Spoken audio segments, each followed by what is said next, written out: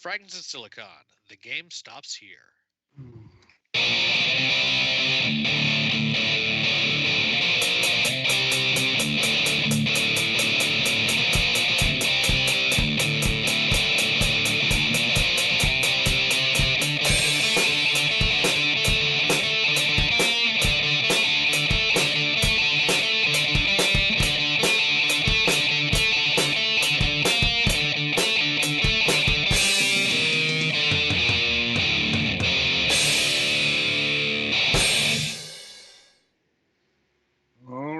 Welcome to another installment of Fragments of Silicon. I'm your host, Adam. Joining me, as always, is the regular crew. Let's get to the news. Petty, why don't you start us off this week? All right, well, this week's been a lot more mellow than last week. My dad's still being kind of a salty bitch, but I mean, it's better than him threatening to leave or whatever. Yeah. Mm-hmm. And as far as medical stuff goes, I was able to get my headache shots early than normal, so gonna take those the next couple days, which is gonna be fun. Headache shots. I think it's Emgality is the name of the medication. It's literally you inject it 3 syringes into your skin every month. Where do you know inject what? it? I'm going to come out here and say that. If I could choose between headaches and shots, I might still take the headaches. Not cluster headaches, my friend. No, I have really bad headaches. Yeah. I just really hate shots. I've been to the doctor so many times, I basically become numb to it. Fair enough. Yeah. And as far as I'm seeing about getting the oxygen stuff taken care of, I finally heard back from the neurologist's office. They sent a message over to their social services team, who's going to see if they can find anything that can help me as well. So, progress, yay. Sounds like it, I guess. Also, we got snow and I don't like it. But other... At least you don't have to shovel it anymore. Yeah, I got a permanent reprieve from that. Looks down at right knee. Yeah, last time me and Ice got together, we did not have a good time. Yeah, we lost you for half a season. Anyway, anything else? I guess still waiting to see if my sister and I can get a Nintendo Switch. When they come in stock and after we get the stuff with the oxygen sorted out. Right. Okay. Yep. Next. All right. Twilight. All right. Well, yeah, not much again for this week. Work's been going just fine. Just being cold and rainy for the past few days. But really, all that's worth mentioning is that, just in terms of gaming, I'll get to that in a second here. Me and a friend and I finally finished the main quest of Borderlands Enhanced Edition, and we're going to be continuing on to the DLC at some point, possibly this week. But the one thing that's actually worth mentioning is me and Mac and did a stream Monday of APB, and that went pretty well actually. I actually enjoyed the game some. Not my best first attempt at a game I've had, but yeah, it actually went pretty well. It'll be like a ongoing thing for however long that lasts, maybe until I get burned out on it or something like that. Apparently it's Mac's most popular series, so. Yeah, we actually had 10 viewers there Monday, so. Oh man. Yeah, at least for a while there, then apparently it just plummeted to too once the Mac mentioned that he saw them. You're not supposed to mention the viewers. Yeah. But, Schrodinger's viewers, they're there until you acknowledge their presence. Yep. Yeah, from the looks of things, yeah, this is going to be on Mac's channel for anybody who might be interested in APB Reloaded. It'll be about an hour to 2 hours, depending on viewership, apparently. And yeah, this little small plug there for him. And yeah, that's it for me. All right. Well, Galaxy, it's your go. A lot of mailings at work today since we're working on the W-2s for all the consumers, but other than that, it has not been a super exciting period of time. Bloodstained and Dead Cells have both gotten DLC recently that I've been checking out, even though the Bloodstained one is fairly small. The other one is the Dead Cells one is I haven't actually played that in a while anyway, but so I've missed I think a couple of other updates, but it's a pretty substantial DLC too. Yeah, It's like an entire new biome. Yeah, the Dead Cells DLC is paid, if I'm remembering correctly. It is. Yeah. I gotta get back to Bloodstained.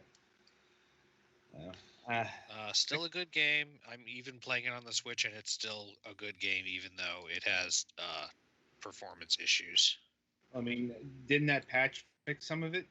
It's better than it was. It still has some issues. Slow loading and bits of lag and stuff, but it doesn't like black screen for a minute Right. going on vertical screen transitions anymore. So Okay. Fair enough. All right. yeah, I'm sure it would be better on the PC, and I will probably replay it on PC at some point, since I own it on PC as well, because I backed it at a level where I got 2 copies. It's just easier on Switch, Mhm. Right. since I already had a save file there.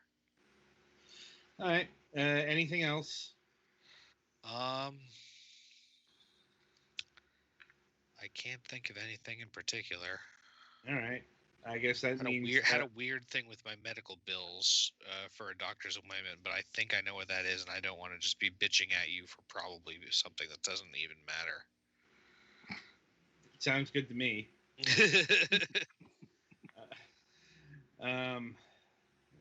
Anyway, it's my go. Right. So today the place got power washed. Oh man. With you in it? Yes, actually. Like, that was fun to wake up to. I'd imagine. I woke up to a snowblower. Like, well, it was 83 degrees here. Like, tomorrow it's going to be high in apparently the 60s, and it's going to be near freezing at night. Oh man. So that's some good catching cold weather. Like, anyway, outside of that, let's see. I guess the game I'm playing is Final Fantasy IV: The After Years, the secret remake. By that I mean, for some reason, the After Years got a Final Fantasy 3/4 DS style remake on mobile and PC, like about 5 years ago, and I don't think too many people know this.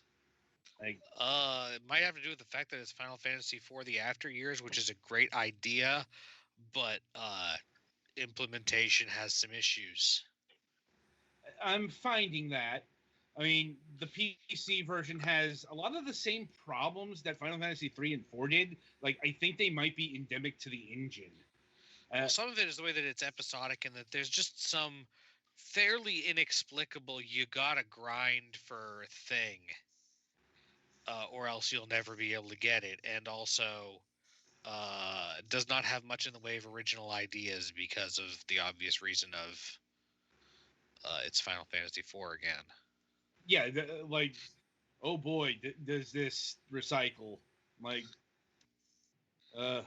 And yeah, the reason why it's episodic was because this was originally a cell phone game, like for Japanese flip phones back in the day.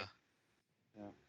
But aside from that, that was my week. So merrily we shall roll along to the interview portion of the broadcast. And joining us this week is Jeff Glasson of Meridian4. Hi, how are you? Thanks for having me, guys. No problem, no problem. It's been a while. It has been. Yeah, looking at our records, it looks like you were on our show in 2017. So, Oh, wow. yeah, Time flies.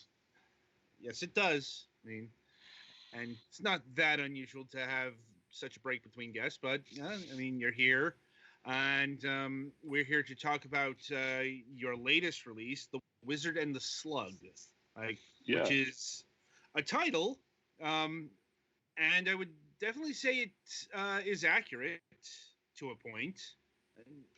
As you play a slug, the wizard portion is a bit more complicated, let's say. I'm slightly disappointed that the slug is not also a wizard. I mean, About I didn't expect it to be because it's an and, but the wizard is, I guess, a symbiotic relationship with the slug. Inside the slug type of thing, metaphorically. Yeah. But yeah, there is a point in the game where the two kind of join together, and that's how the slug kind of gets its, its powers. It's a wizard. It's a wizard in a slug at points. Yeah. But I suppose getting into this game, let's see how to frame this. When did is this something that Meridian4 developed, or was this an external pickup? No. We this was developed by Silkworm Games.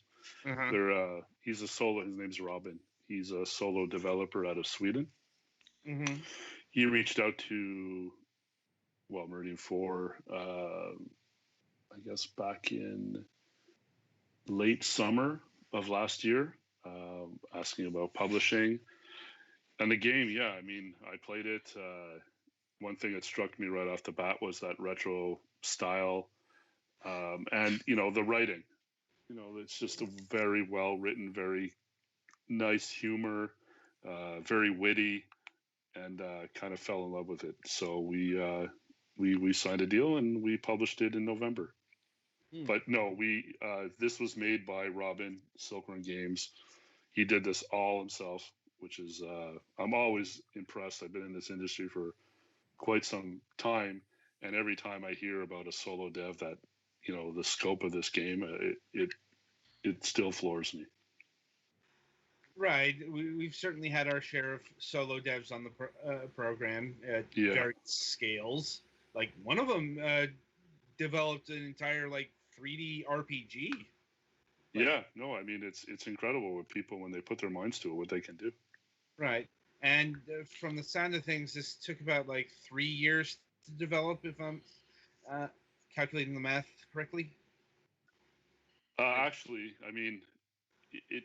I guess from initial idea and all the iterations, it probably took longer than that. From what I can gather when talking with Robin, it's probably closer to on the 5-year mark. But that's maybe the last 2 to 3 years is when it really started taking shape.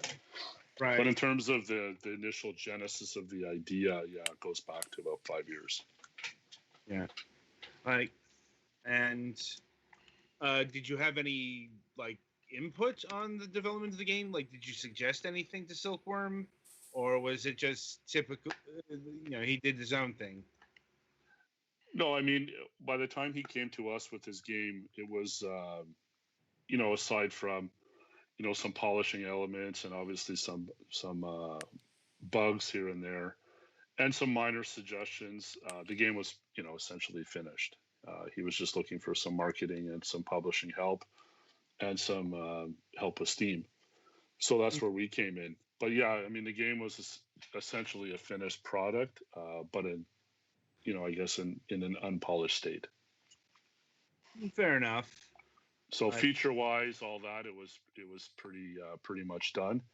And then from that, we started mapping out features that we wanted to have in the game post release, which there's been two big feature updates since November with a bunch of smaller updates that correct some bugs here and there. But one was a challenge mode, and one was like a kind of like an endless boss type of mode. Boss rush mode. A boss rush, yeah, exactly. Yeah. And are there any future updates slated for the game? Well, right now we're thinking more along the lines of let's get this game into more hands. So localizing it into different languages. Right now, it's only available in English. It's a bit of it's a tough one to crack because there's quite a lot of text in the game, and that can get it can get quite expensive localizing it. So that's something that we want to explore moving forward. In terms of features, there's nothing planned out currently, but Robin and I talk all the time. So if something comes up, we gather intel from gamers, what we see on the Steam forums, the Steam reviews, things that were kind of on our wish list or Robin's wish list of things that he wanted to add but kind of ran out of time. And then we just evaluate if it's going to be if it's the right time to do it or not. Right. And what languages is this being localized in? Well, like I said, right now it's only available in English, but we'd want to expand it into German, Russian, French, probably Chinese, Japanese. It depends on where we see. If we look at the back end of Steam, where gamers are coming from, there are people that will play the game that aren't native English speakers, but also through Google Analytics, we can see who's kind of hitting the Steam page. So if we see, there's a lot of interest in German-speaking countries, we'll localize it into German. But that's typically the way it used to be eFigs, English, French, Italian, German, Spanish, and now it's kind of German, French, Chinese. More of the Asian languages have taken priority. I suppose to target in a bit further, where is the data suggesting that you prioritize?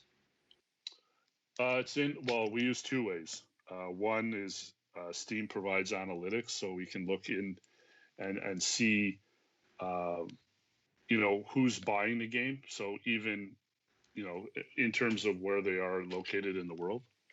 And then together with Google Analytics, we can we put a tracking on the page so we can, see, and this is something that every Steam page has. Right. That you can see what languages people are, typically like what languages they are speaking when they hit the page, what country they're coming from. And from that, we can kind of determine, okay, well, if there's a lot of people from Japan coming into the game, but not a lot of Japanese purchasers, well, maybe we want to consider localizing it, because you also have to factor in, I forget what they call it. I think it's called the English Language Index or something along those lines. Mm-hmm. So every country kind of has an index of how well they understand English, if it's not their native language. So the further you get away from, like the further, I don't want to say the worse it is on that index, but the less understanding there is, the more you probably want to localize it if it makes business sense.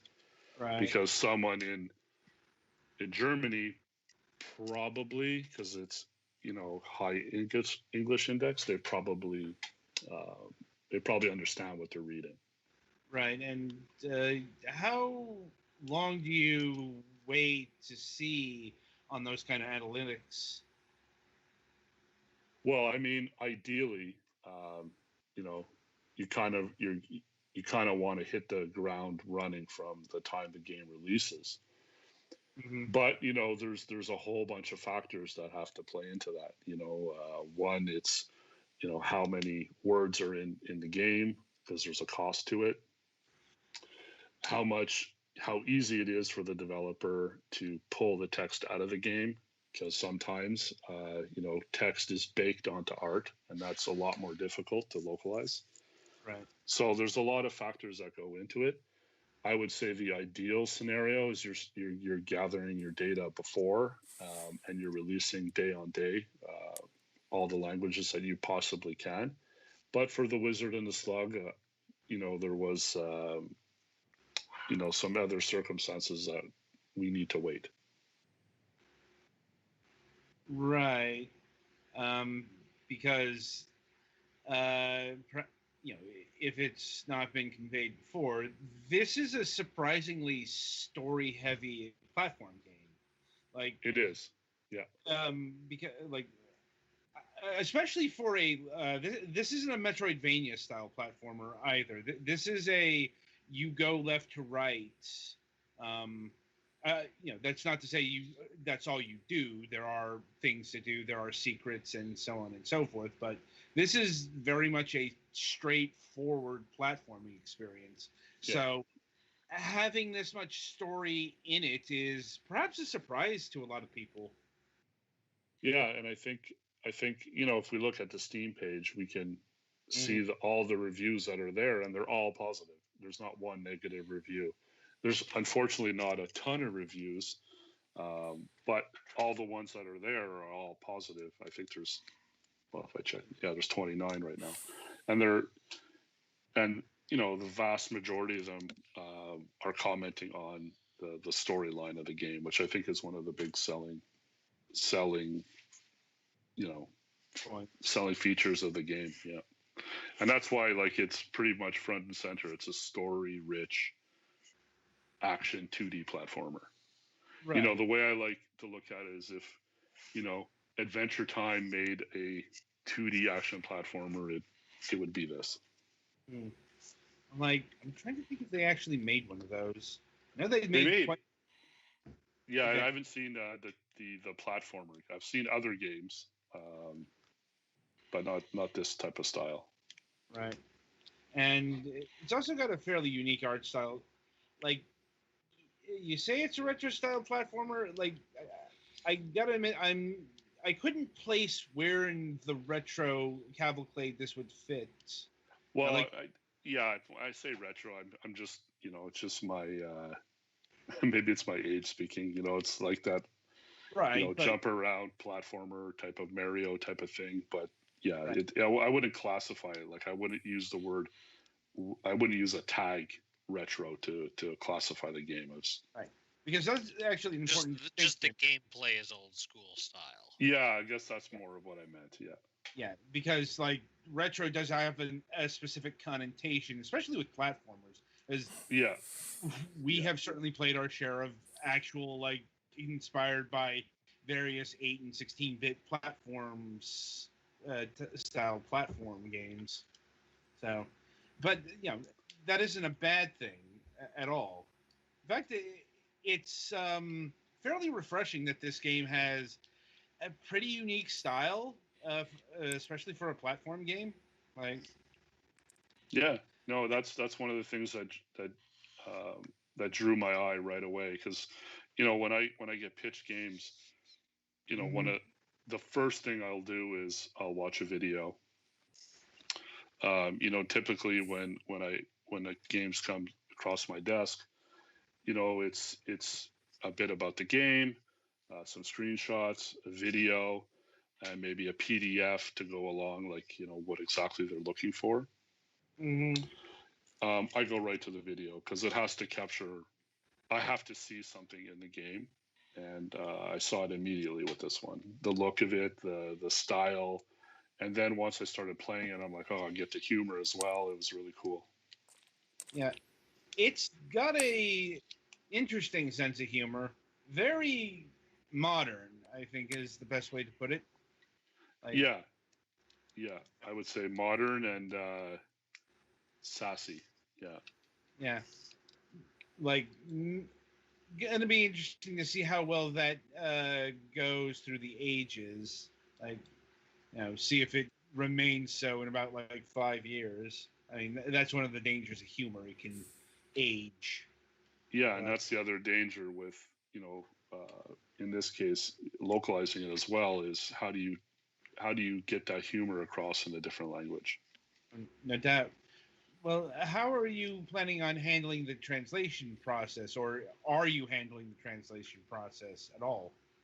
Right now, we're not. No, there's too many things that I mentioned it before that Right. we have to kind of work through before we can discuss localization.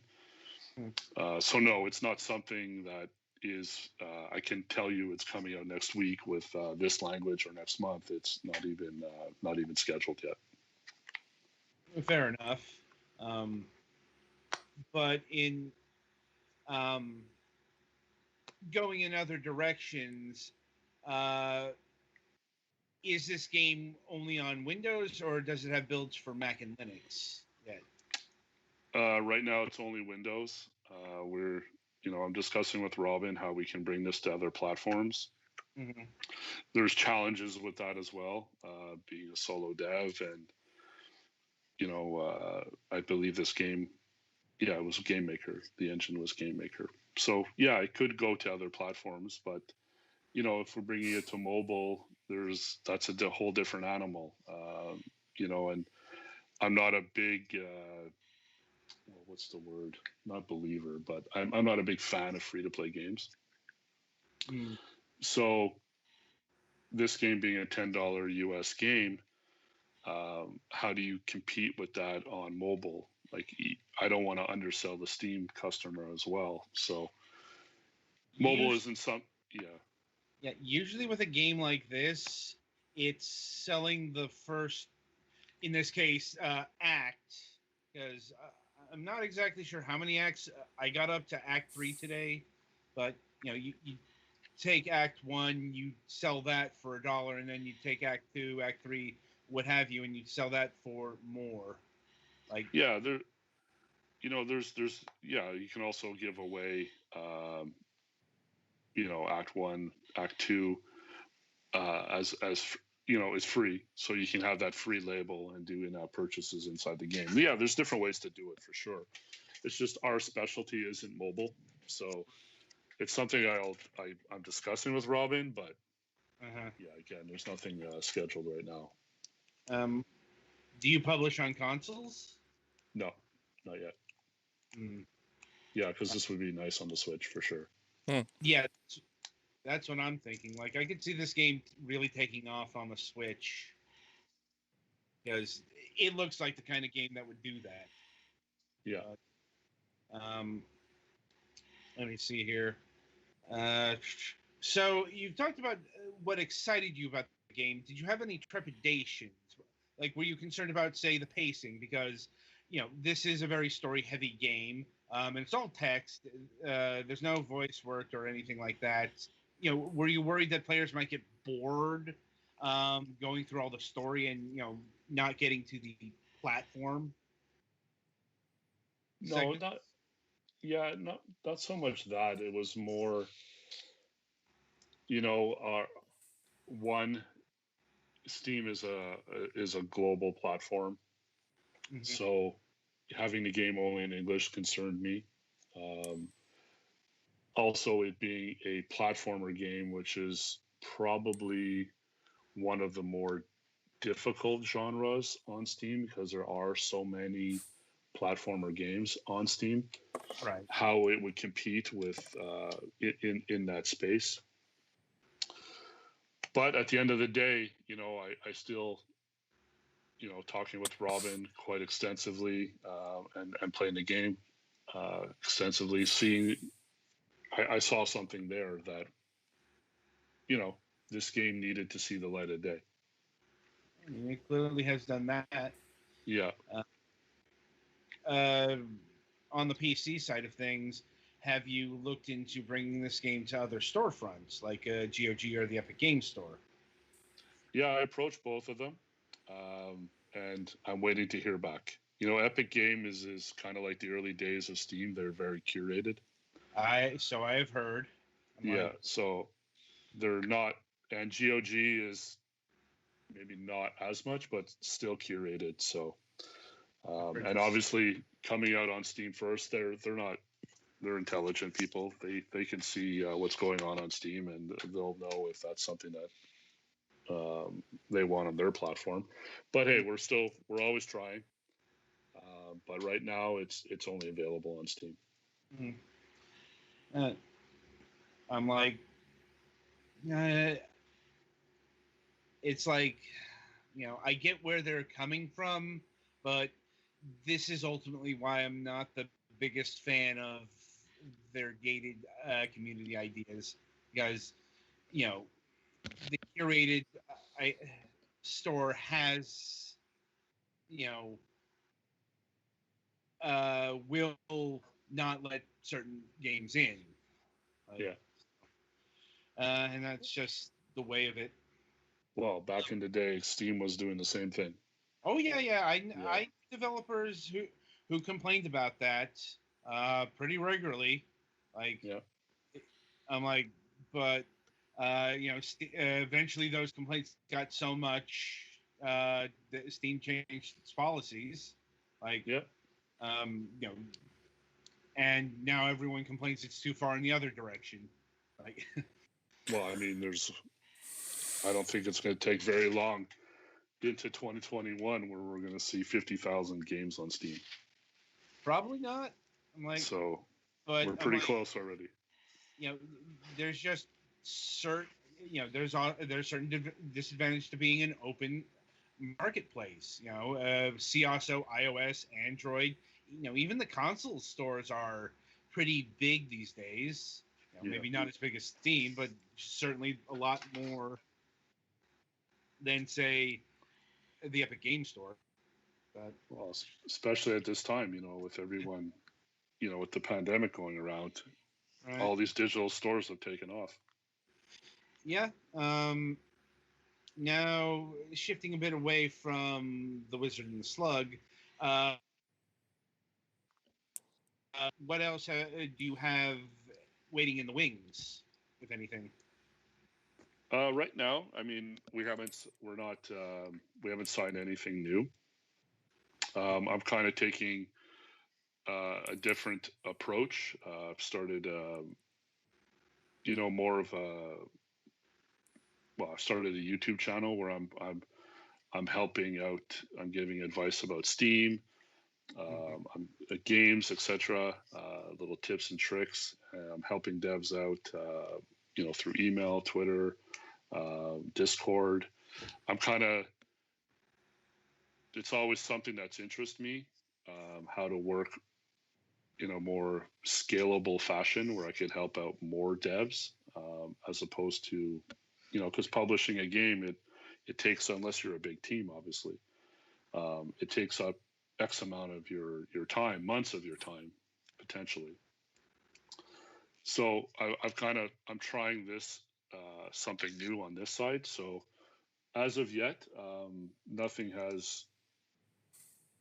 that's come across my computer, if you will, has interested me enough to take me away from that other direction I'm kind of going in. Indeed. Are you using the Wizard and the Slug as an example on your YouTube channel? Well, I'm not playing games necessarily, and I'm not doing the YouTube channel to sell only my stuff, or games that I'm publishing. It's more, I've been working with Steam since, our first game on Steam was in 2007. So I've been with Steam for quite some time and seen all the ups and downs that go along with it. So I'm kind of around that channel, focusing on marketing, business, Steam, how it all kind of works together. Right. How to get your wish list numbers up, things that, I see over and over and over again. How to answer those questions and kind of bring that knowledge forward. So no, I'm not, like, for example, like last week I reviewed Everspace 2, but not the game. I reviewed the Steam page and what let's go through the Steam page. Okay, they did this right. They did this really well. If I was them, I would change this and this. And I'm trying to think of ways on how I can communicate what I've experienced with Steam over these years, how I can get that out to developers. Like, well, that's neat. Yeah, it's a different. I'm going to see how it goes. I mean, it's only the channel's only been up for a couple of weeks, maybe 3, but it's something I've been, mulling over for a couple of months now. Right. So it's time to take the plunge. I see. And I'll turn it over to my colleagues here to see if they have any additional questions about the Wizard and the Slug here. I think I'm good. I've been playing it on stream, and it seems interesting, at least. Yeah, I am looking. I have not played it yet, but I'm going to be playing it some before we review it this weekend. So it looks interesting. Cool. And you guys got some keys, right? Yep. Yes. Perfect. Unfortunately, the Slug does not have a wizard hat, so I have to give you points off. Okay, well, perhaps in the next patch. Oh no. That's another way you could make it work on mobile is as cosmetic DLC of hats for the Slug. Yeah, it works for other games. Yeah. Mike, Twilight, anything from you? I took a crack at it earlier this evening, and I've enjoyed it so far, and plan on playing it some more later on this week. So yeah, I'm actually looking forward to seeing where it goes. Well, I'm really glad you guys liked it. Right. We'll have more on that on Sunday. As it will be a part of our review session of that date. And in the meantime, I do want to thank you for taking time out of your schedule and being with us here tonight. Well, I really appreciate you having me, and we'll do it again. Hopefully, not in sooner than 3 years. Well, when you get a new project, we might be in contact. Yeah. But in the meantime, the game is The Wizard and the Slug. It's currently available now on Steam for Windows, retailing for $9.99. Be sure to pick it up today. Petty, play us to the next segment.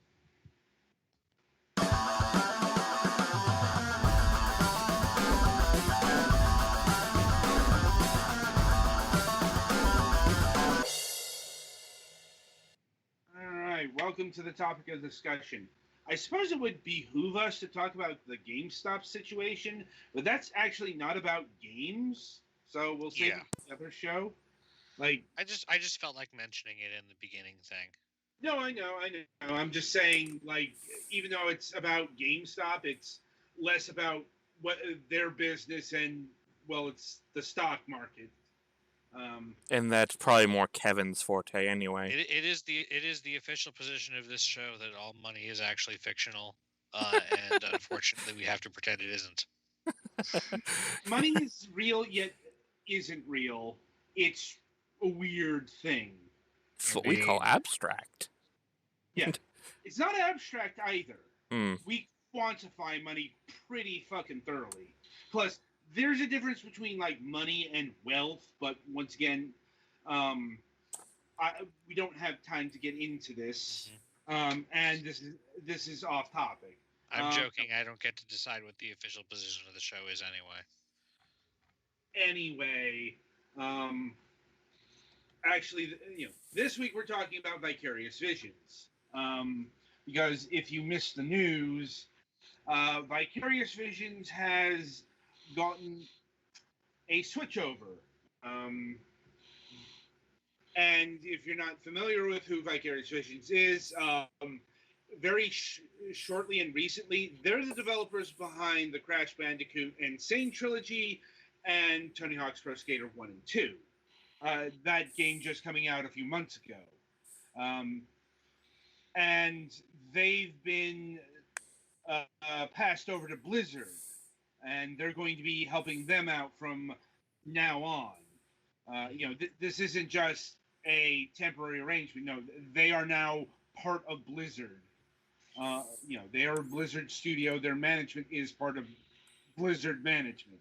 And they are specifically the part that's working on the Diablo 2 remake after the last remake. What Blizzard didn't go so hot. That's an understatement. And the previous team there was what they called their classic games team.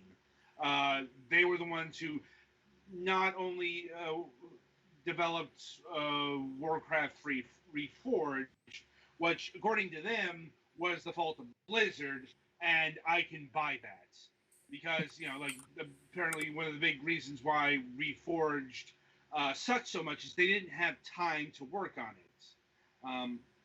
And the reason they didn't have time is because don't know if you've noticed, but Blizzard hasn't released a lot of games recently. I know Blizzard hasn't released a lot of games ever, but their last... But, especially recently? Yeah. Their last, original game was Overwatch. Mm-hmm. And then after that, you had some Switch ports. And like a Switch port of Overwatch. Yeah, and Diablo 3. I'm kidding, but yeah. And there wasn't much else there. So Blizzard is a company that needs product to survive. And Warcraft 3 Reforged was a product, all right. A pretty dismal product. And also the product of Blizzard's management's bad decisions. Not just the crunch, not just the shortened development time, but also the fucking BattleNet integration. Because it's actually really fucking hard to play Warcraft 3 Classic. Actual Warcraft 3 Classic. Especially if you want to, do multiplayer, which is a thing. Yeah. Because this is what happens when you have a client integrated into your game. They can update it, and they can make previous versions go away. Blizzard games are not the only games that have this problem. Valve games, playing the original version of Half-Life 2 is actually a really big chore. Because the version that you can get on Steam these days, this is the upgraded orange box. It's got shinier graphics and all that stuff.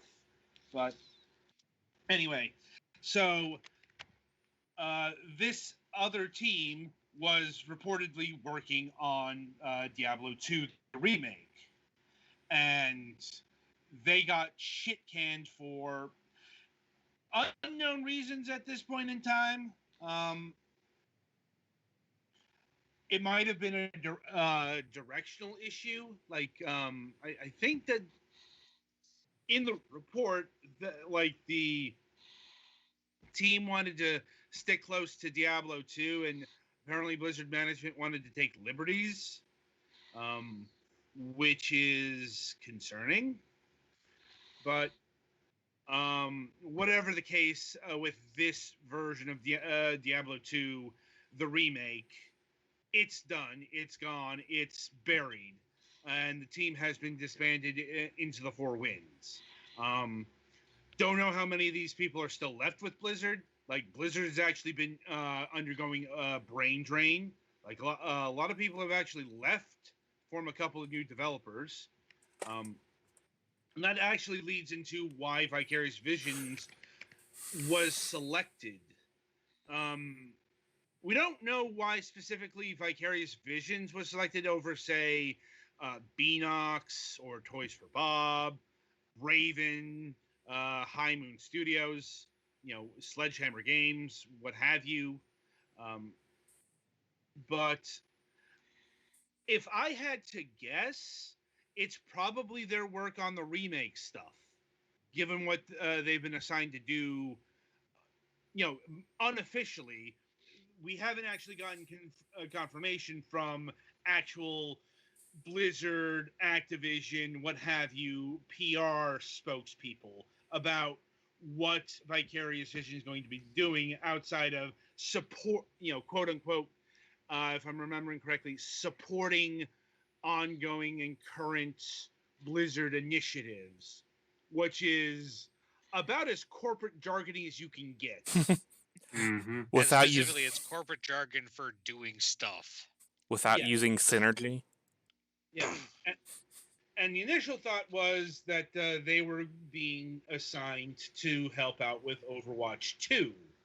And, they were being given the treatment that a lot of other Activision studios have had. And that is, working in like the Call of Duty killing fields.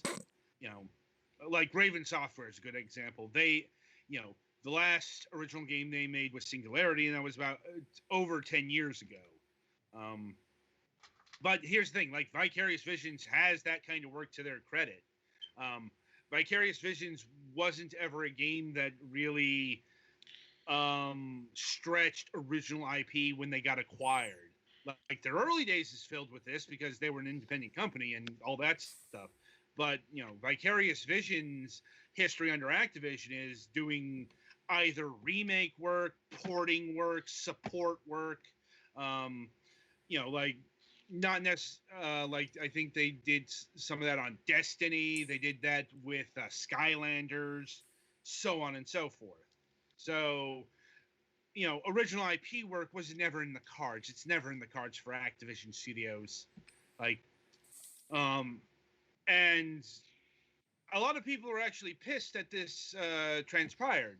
Mainly, let's get down to it. It's mainly because they're not going to make any more Tony Hawk games. I have not played Tony Hawk's 1 and 2 Pro Skater Remastered yet, but I understand, like, people have been praising it to high heaven, like, calling it one of, if not, like, the greatest remakes, remasterings, what have you, ever. I'm like, now, keep in mind, Vicarious Visions is by no means indispensable.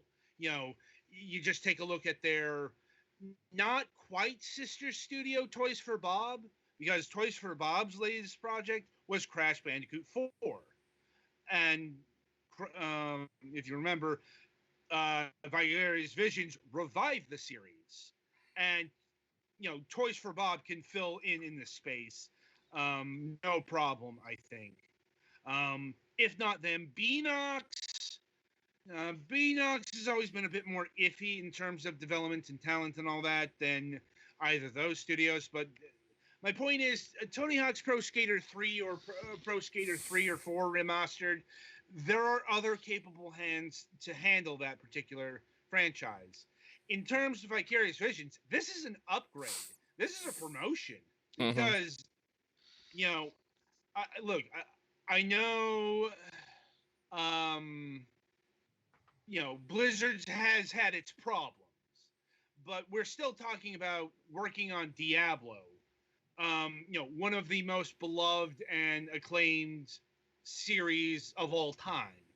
Though I gotta imagine that if they are truly making a new Diablo 2 remake, the pressure's gotta be fucking huge. Because, okay, like, Diablo 2 is the Diablo game. Like, gotta admit, Diablo is one of those series I never got really into, but, I understand it. I understand the appeal, and, you're talking about potentially fucking around with, one of the most beloved games of all time, that has a, very active fan base to this day. Diablo 2 isn't one of those games that's sitting in a corner. Like, to give you an idea, they still sell Diablo 2 at fucking retail at Walmart. Yeah, I literally saw the battle chest today when I was looking in electronics.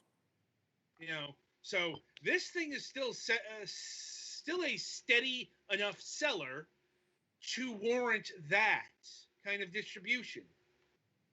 And Tony Hawk, Crash Bandicoot, they're not small franchises in their own rights. Don't get me wrong, but this is an order of magnitude more than what they've ever done before.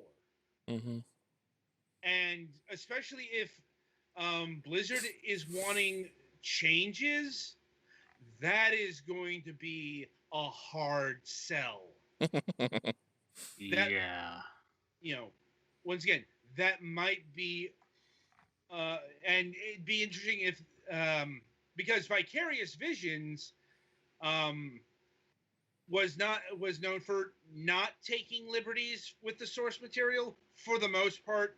I mean, there is the minutiae of the Insane trilogy and like the jump areas. Like, yeah, I know that is an actual point of contention, but like nobody complained when Tony Hawk 1 got the Tony Hawk 2 moves. At least I don't think. Like, if there was a complaint, it was very minor. But we are talking about, once again, we don't know what kind of changes either. Like, we don't know if it's just storyline changes, it's gameplay changes. This is all some Molotov cocktail shit here. Surprise! It starts out in the cow level. Yeah, because once again, just look at Warcraft 3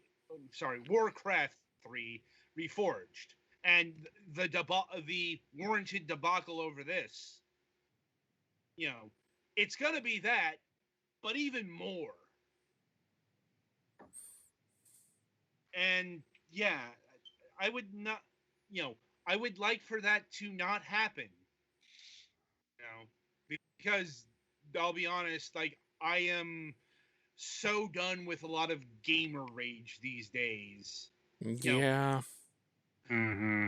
Like, with everyone going like fuck Activision, fuck Bobby Kotick and all that stuff because oh no, they made a lateral move with one of their studios.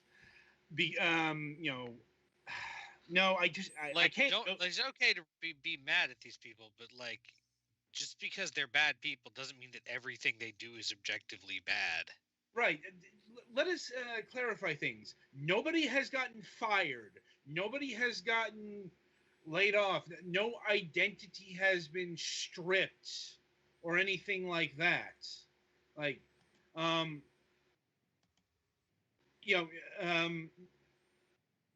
they're still, they're still there. There's now maybe in the future, they're not even being moved. Because Vicarious Visions is an Albany, New York studio, and Blizzard works out of Irvine, California, if I'm remembering correctly. So they get to maintain their independence and autonomy. It's easier to maintain that the further you are from the home base. It's rather difficult for the executives to be peeking over your shoulders when you're about as many states away as is physically possible in a straight line. Right. Also, it's incredibly hard to dissolve the studio into the bigger studio, which has happened before. If anyone here remembers the development team of Swinging Age Studios. Quick recap, they were the developers of a charming little hidden gem from the PlayStation 2 era called Metal Arms Glitch in the System. Apparently Blizzard liked the work on that. Their work on that enough to hire them to be the replacement developers on StarCraft Ghost. Unfortunately, they were kind of too late in that endeavor. Or the ultimate fate of StarCraft Ghost is it gets indefinitely postponed because it missed out on most of the PlayStation 2 era. That is why it got shit canned. Mm-hmm. It's like, oh shit, it's because it turns out doing the development hell thing on consoles has a lot more consequences than on the PC. Mm-hmm. On account of reverse compatibility not guaranteed. Right. Mm-hmm. Especially back in the day. So after that, Swinging Ape was just kind of dissolved and brought into the greater Blizzard production lines. Some people got to work on, say, World of Warcraft or Diablo, and so on and so forth. They didn't get fired; they just weren't a team anymore. If you want a more recent example, it's weirdly going back to Valve and Campo Santo, this one upsets me because I wanted in the Valley of the Gods, but that doesn't look like it's going to be a thing because all the developers got pulled from that to work on Half-Life Alyx. Like, maybe, what they're doing now, we don't know because we don't know anything upcoming from Valve currently. I think a lot of that has to do with the fact that Gabe Newell is stuck in New Zealand right now. Like, I'm not joking either. He's actually in New Zealand because the whole country, pandemic. Mm-hmm. Yeah. Mm-hmm. And when you're a small island nation in lockdown, you lock down. Yeah, and they're COVID free. And I know people. Just inside, I know people. Why can't people be like Taiwan and New Zealand? Like, look, even if we had competition, we have land borders. Yeah, it's like, yeah, there's a lot more to that than just incompetent leadership. Not giving them a pass, but it's like, but that's a discussion for another day. Anyway, point is, Vicarious Visions, they're fine. They are fine for now. I suppose do worry about their continued existence, but I'd say worry about them in the same way you would worry about any Activision studio. Like, and yeah, that's about it for this topic. Anyway, so yeah, coming up on the week ahead. Let me see here. We do have a Friday show. I think I mentioned this on the Sunday reviews, but I'll mention it here in case anyone missed it. But on Wednesday, January 29th, we'll be having Sam Ho of Suba Games. If you recall, he missed our engagement last week due to some technical issues. Mm-hmm. He did not go into detail into what those are, but it was enough to delay him for most of the broadcast. Let me see here. But we still plan on we plan on having that on Friday. We will still be talking about Mars. The planet.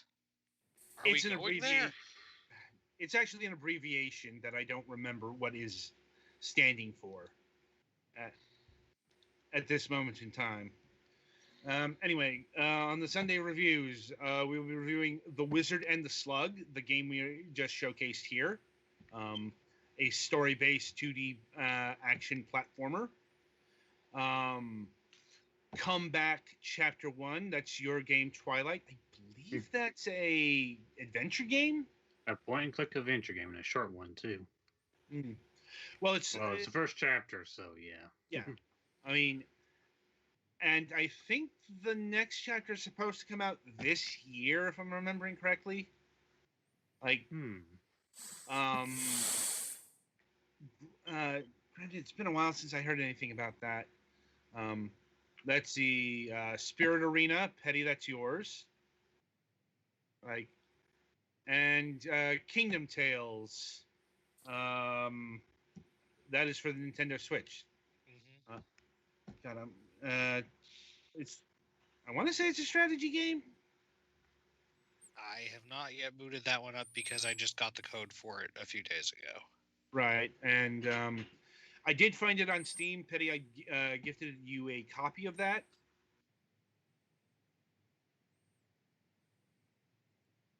Like, so make sure to have that redeemed and then downloaded by Sunday. Like, yeah, I got it. Okay, good. And yeah, so that's the week ahead, and be sure to tune in for the last news desk left about half an hour from now. Like, till then, I shall wish you good gaming.